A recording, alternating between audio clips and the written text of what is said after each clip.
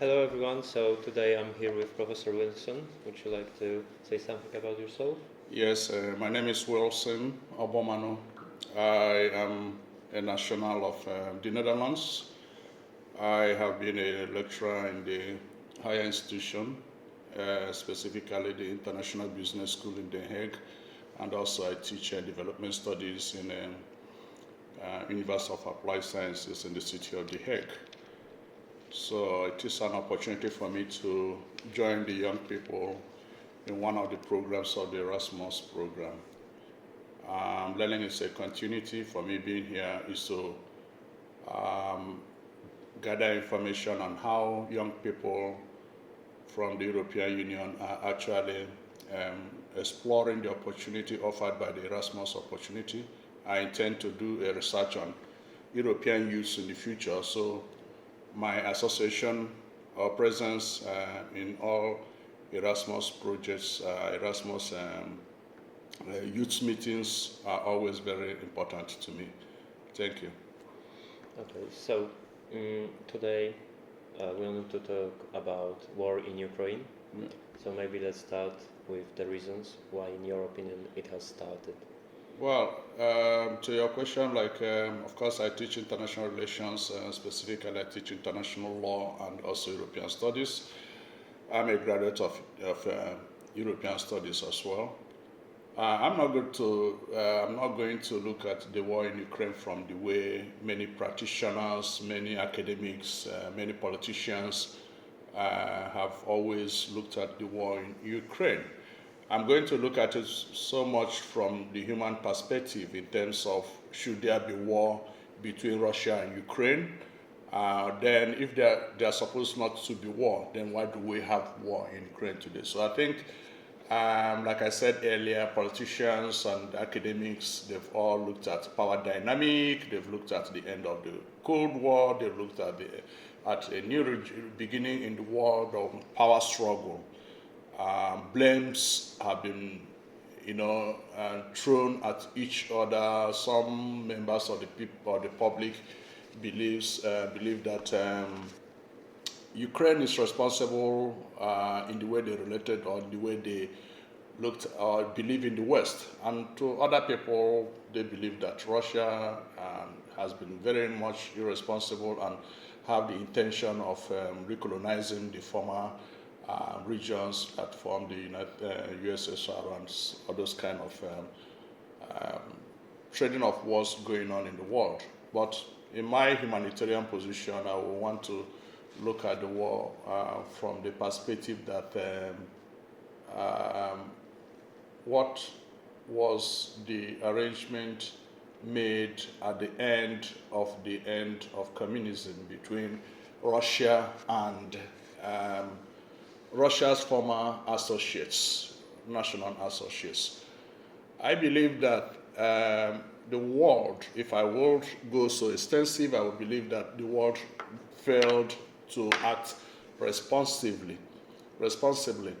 I would believe that also if the European Union failed to actually project the consequences of what could be the situation if good arrangements are not made to manage the relationship between not just Russia and one country in the region, but the relationship between all those countries that were formerly united under the communist political and economic ideology.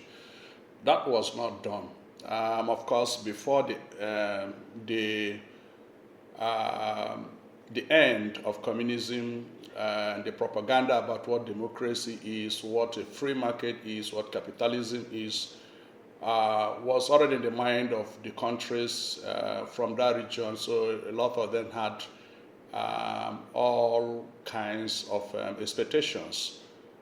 For Russia, of course, we know they were quite in a state of mind, not knowing what they will look like, not only in the region, but as well as on global issues.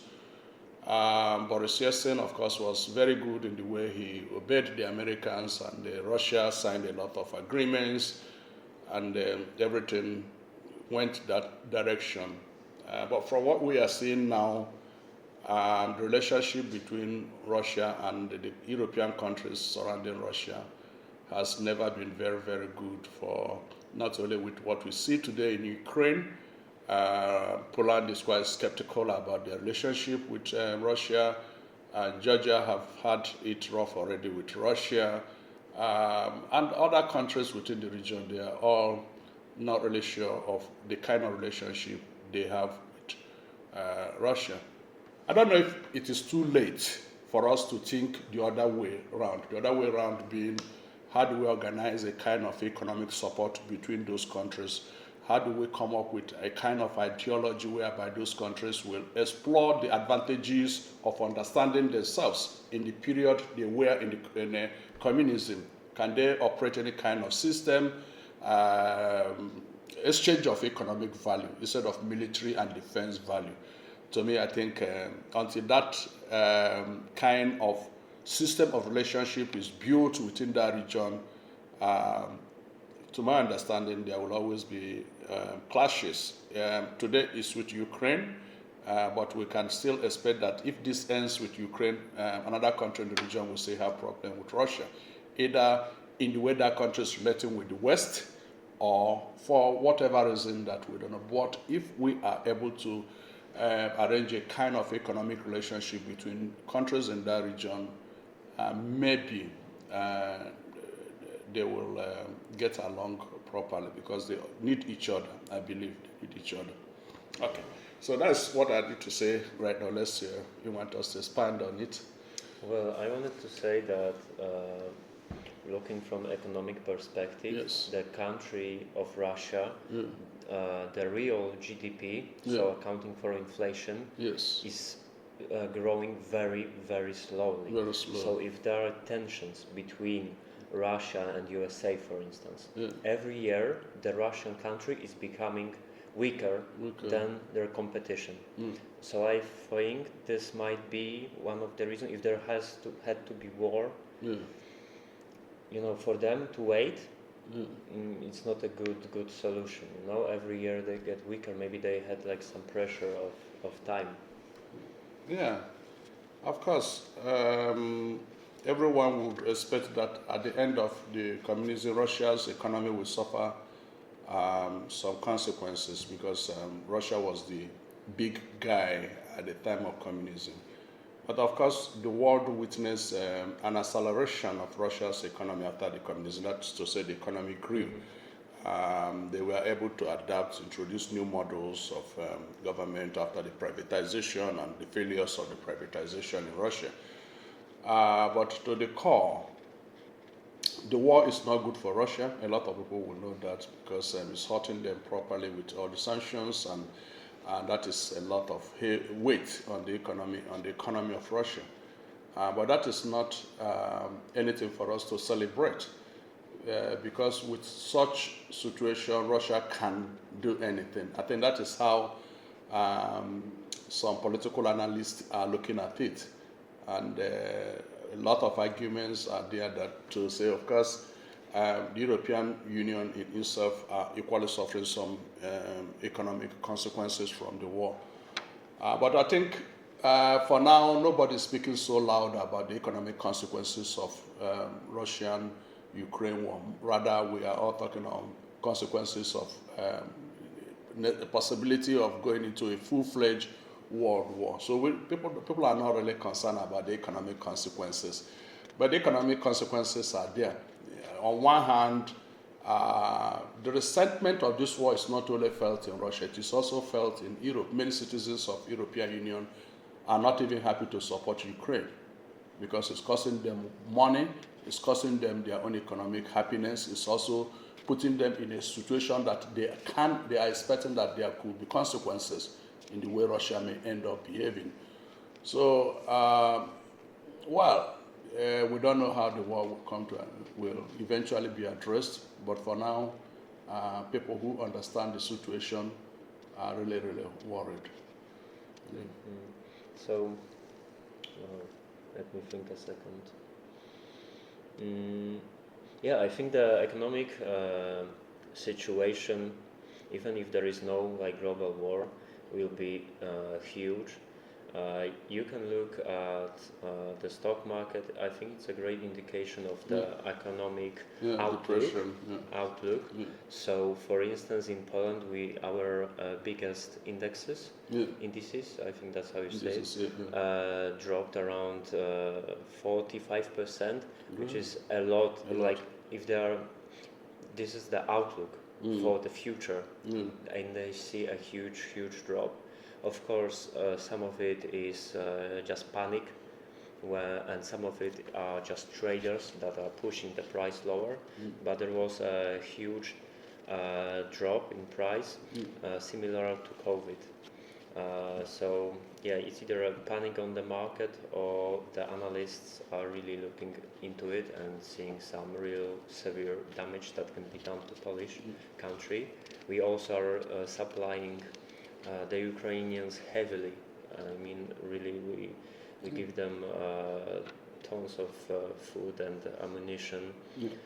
We gave them even tanks, for instance. So we also gave them offensive weapons. I think tanks are offensive. That's what I heard, at least. And I think many Polish people are scared that Russia will not stop on Ukraine, that it will continue further. So I think we have this tactic that maybe it's better to give the weapons to Ukrainians, so they fight in our tanks instead of Polish people, fighting in them later on, if such a thing happens. Anyway, that is a decision not made just in Poland. It is made in European Union or the Western Hemisphere generally, in the way they want to deal with Russia. So Poland is not the only country doing it that way, giving them arm and financial support. But I think analysts are also very much concerned on the consequences of that, because it's rather going to prolong the war. It's either going to irritate Russia to either be too hard-handed on Ukraine to end the war, or if they are unable to defeat Ukraine, everyone is not really sure what Russia will do next, but Russia may not be very much prepared to surrender. So if they don't surrender, we don't know what that means. And that is where I go back to what I said earlier. You can imagine how the situation in Russia and Ukraine is affecting Poland. So there is a very strong economic relationship which was ignored. It was ignored after the fall of the Berlin Wall, the end of communism. It was just like we are enemies. But in reality, it is not supposed to be so. It's supposed to be a kind of, even if most of those countries will be admitted into the European Union, but there should be some understanding in terms of economic reliance on each other. Then we will not be where we are today. But I think of course, I wanted to avoid looking at taking a political view on it. But I have to equally make my own understanding known that the situation in the region has been further stressed by American interest, not just European Union interest, but American interest. So prolonging the war will not be to anybody's advantage. Russia is a country, they are also looking for support.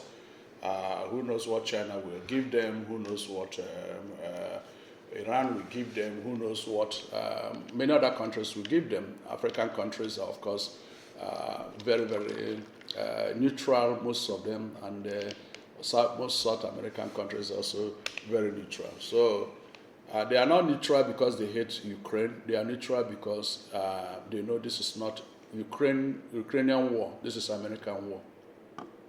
Yeah, this is just my, crazy thinking, but I noticed that I thought when they left Afghanistan, I was thinking, where would they go next? Everybody thought so. Everybody thought so. Who will be the next? Who will be the next?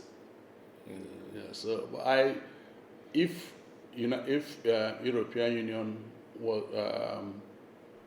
has not been listening or following American leadership in the war in Ukraine, maybe by now the war will be ended. Maybe. But it is not in the hand of the European Union to take a step in ending the war. It's now a kind of American, I think America has a very strong interest in the war. Has a very strong interest. Mm-hmm. Can I ask you, for what are they fighting there? Are they just trying to lower the power of Russia, or are there certain things in the Ukraine that it is worth fighting for? Oh, it hasn't, like I said earlier, not directly concerned with Ukraine.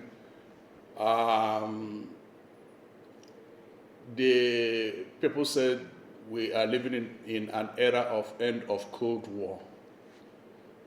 Cold War was a period in human history when the West and the communist part of the world see themselves as a kind of enemy, but will never fight each other physically, but will do anything necessary to frustrate the effort of the other one.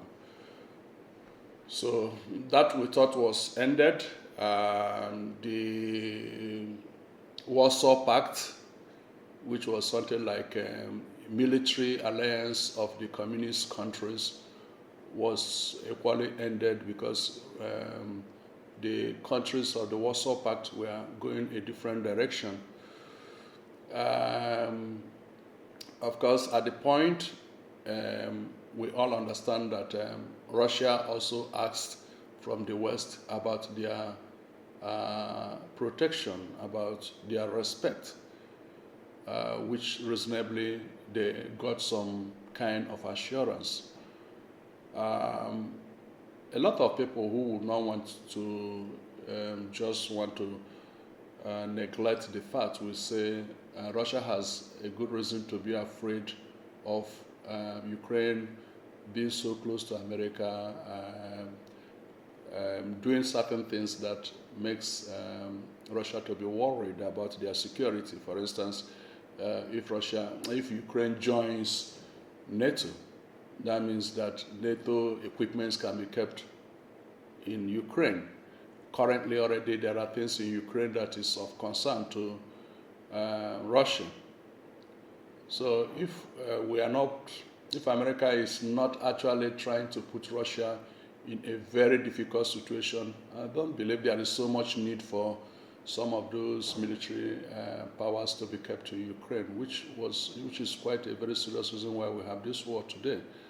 A lot of defense factories in Ukraine are now being financed by America. So why are you doing all that?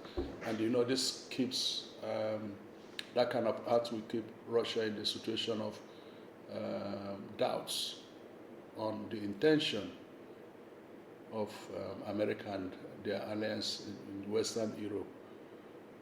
Should I really believe that Russia would want to I don't know the way to put it, colonize, recapture those former communist countries? For me, I'm not convinced they will plan such programs. I'm not convinced because Russian youths are just like you. They're also yelling for some changes in the way communism operates. So, but I think my point of interest, or where I have always wanted to do a study on, is that part of my question, whether the world or European Union did the right thing at the end of the period of communism. They should have planned. We have what we call a Copenhagen criteria, which was a kind of period, a program that lasted in a period of time, specifying what the new East European countries that want to join European Union should do in terms of their institutions, their finance, their budget, everything, how they have to prepare the economy before they could actually be admitted into the European Union. And that's Copenhagen criteria.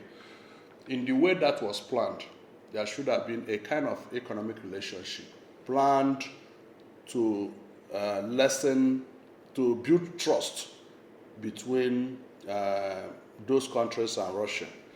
In terms of maybe free movement of goods could have been done well. Industrial relationship could have done very, very well. But I think it was just everyone expected, and the relationship with Russia was over and all that. Russia has a lot of influence in those countries. You know it.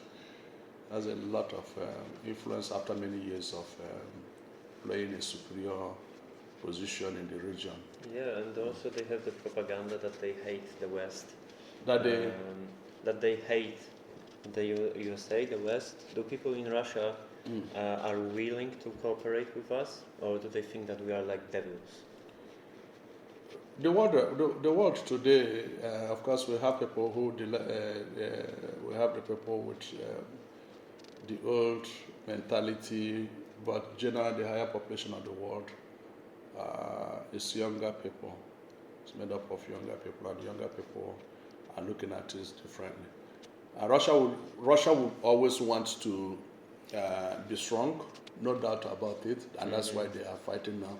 They wouldn't want to be like another country in the Eastern Europe. They would like to stand shoulder to shoulder with America. They cannot do that economically. They cannot do that defense-wise. They don't have the economic capacity to do that.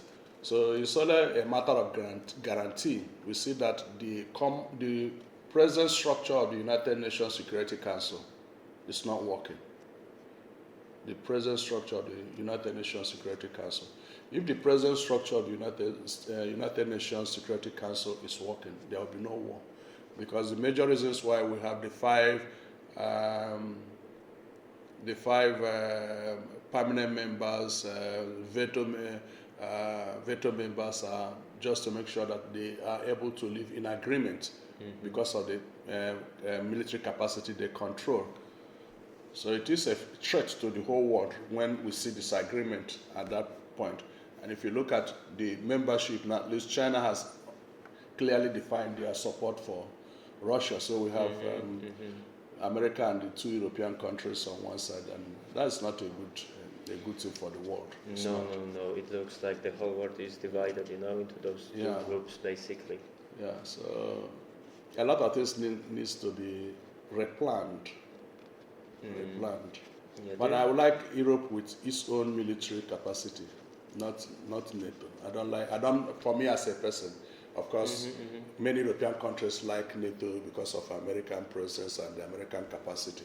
But I believe Europe is capable of avoiding war in Europe. I believe so, that Europe is capable of avoiding war inside Europe. If it is with European Union, I believe that European Union will have no reason to threaten Russia with Ukraine.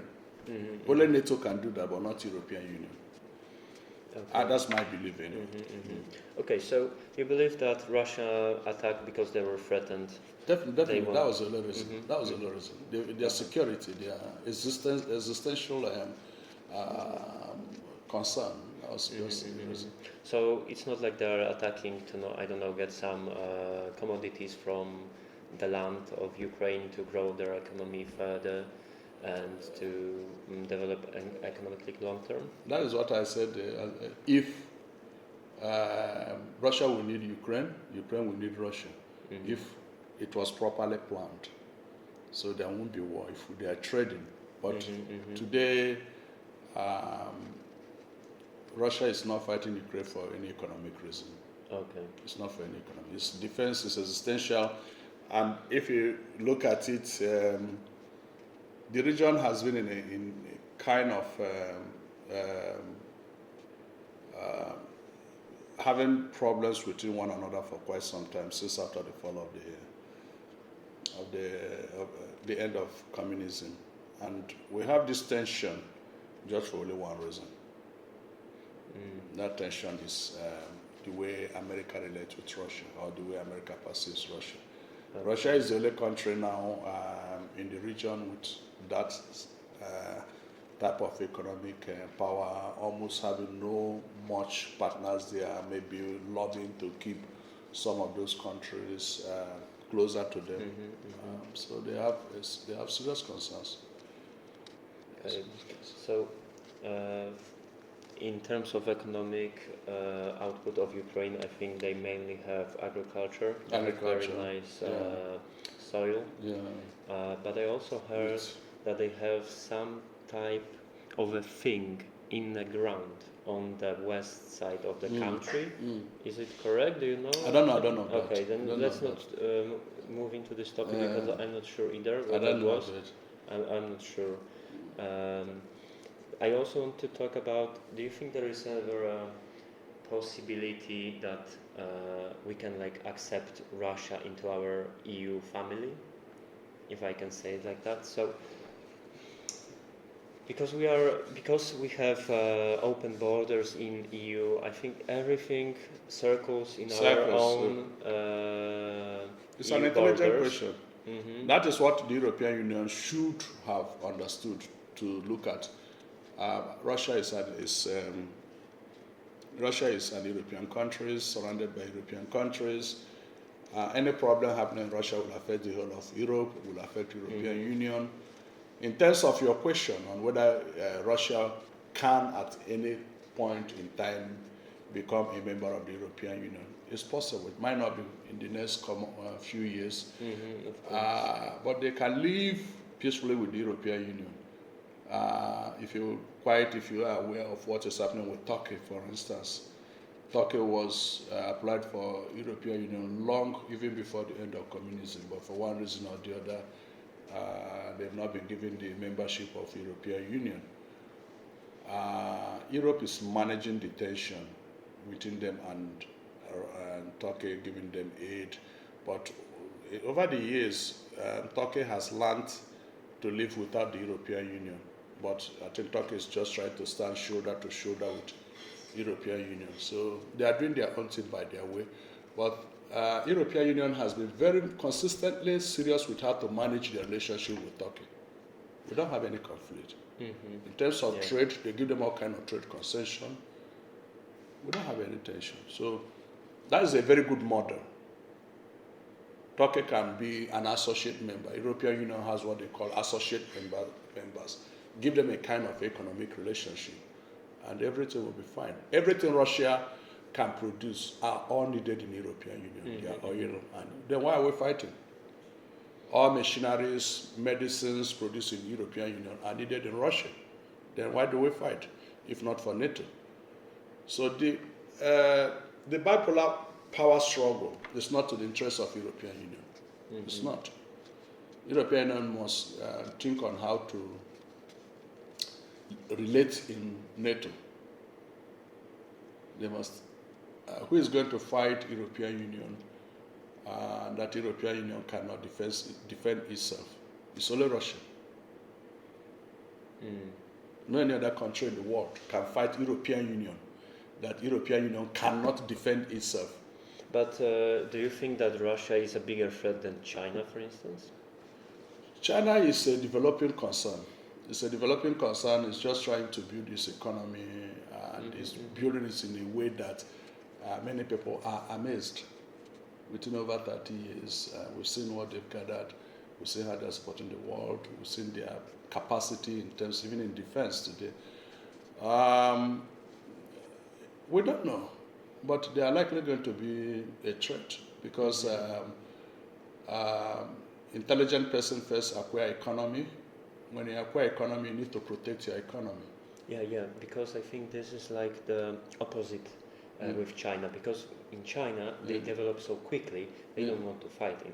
Like every year, the United States falls behind more, I think. Or actually, I don't know, because it's a base effect on percentages. Okay, erase that. I'm not sure about this. But yeah, I think it's also a very big country and develops very quickly. And I think they are happy to just focus on their economic growth. You never can tell. You never can tell. After this regime in China, what will the next regime look like? What will America do to China that will stimulate a situation? It's not just about China, it's also about you, your country. What will Poland do to China that will stimulate a problem? for today, it looks China is still very serious building its economy, and they are doing it with such admiration that we don't know what will be their mindset of reasoning in the future. Mm-hmm. Because the moment you get money in your pocket, sometimes you can get arrogant. That's quite human. So I think if we are able to find a solution to Russia-Ukraine war, our concern would be how to replan the world order. Mm-hmm. Generally, Yeah. the world order Yeah. need to be replanned. Yeah. Okay. Let me check the time. Yeah. Okay, 31 minutes. Yeah. Okay. So, do you want to add something at the end? Like some summing up of your opinion, or maybe like some outlook in your opinion? Well, I very, very much believe that as a matter of personal concern, the new member states of the European Union should be able to plan their own security. I'm not saying stay away from European Union security or NATO security arrangement, but try to make sure that you don't get intoxicated by the belief that you're a member of NATO, you're a member of European Union.